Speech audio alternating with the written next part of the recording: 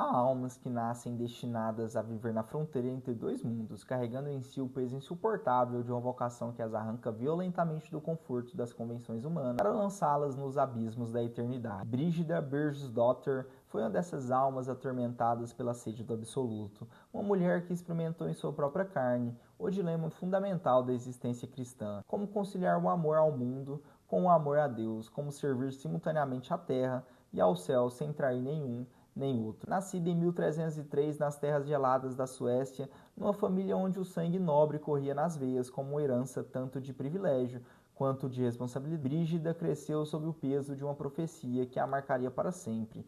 Ainda no ventre materno, sua existência já havia sido anunciada por uma visão sobrenatural. Um velho venerável aparecera à mãe, salvando-a de um naufrágio e declarando que a criança que nasceria seria muito santa. Que fardo terrível é crescer sabendo-se destinada à santidade.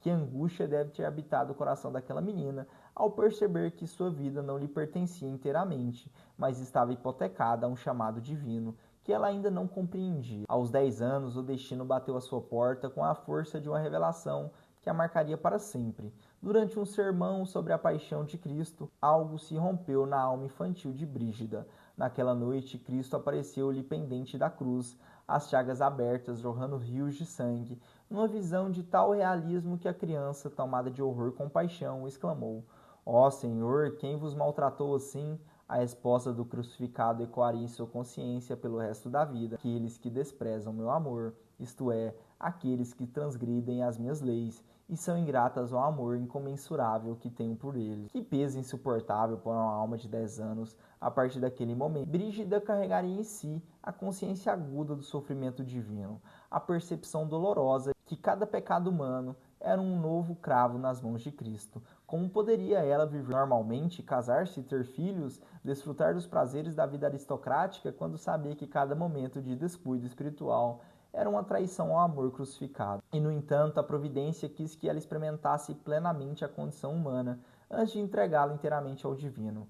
Aos 13 anos, por obediência ao pai, Aulfo, príncipe da Nerícia, num casamento que poderia ter sido apenas mais uma aliança política entre famílias nobres. Mas Brígida transformou aquela união numa escola de santidade conjugal. Com sua doçura e firmeza, converteu o marido de uma vida mundana para a piedade, fazendo de seu lar uma igreja doméstica, onde a oração e a caridade reinavam soberanas. Durante 28 anos, Brígida viveu o paradoxo de ser simultaneamente esposa devotada e mística arrebatada, mãe de 8 filhos e contemplativa que passava noites inteiras em oração.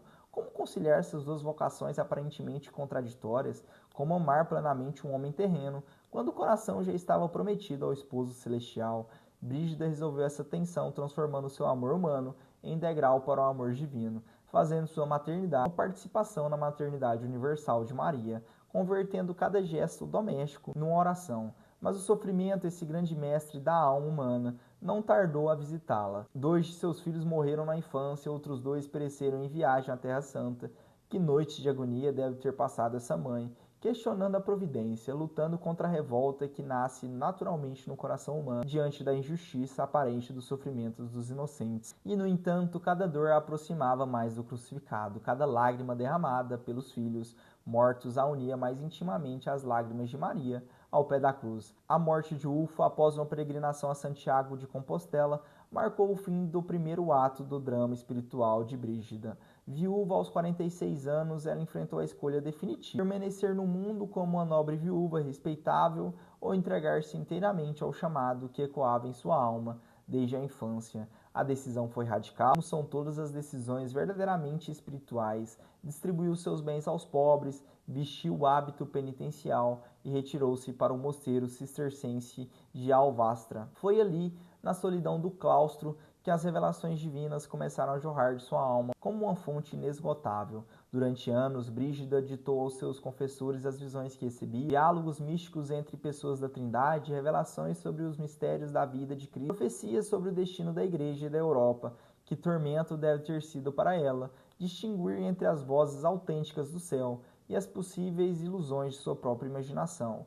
Que responsabilidade terrível carregar mensagens divinas numa época em que a Igreja estava dividida pelo grande cisma do Ocidente. Em 1349, aos 46 anos, Brígida deixou a Suécia para sempre e partiu para Roma. levando consigo sua filha Catarina. Não era apenas uma peregrinação, era uma missão profética. Queria participar do jubileu de 1350, mas sobretudo desejava obter do Papa a aprovação para a ordem religiosa que fundara, dedicada ao Santíssimo Salvador. Durante 24 anos viveu na Cidade Eterna, como uma profetisa incômoda, denunciando a corrupção do clero, exortando o Papa a retornar de avião, intercedendo pela paz numa Europa dilacerada pela Guerra dos 100 Anos. Que solidão a de uma mística numa cidade corrompida, que angústia a de uma profetisa que vê claramente os males de seu tempo, mas se sente impotente para curá-los.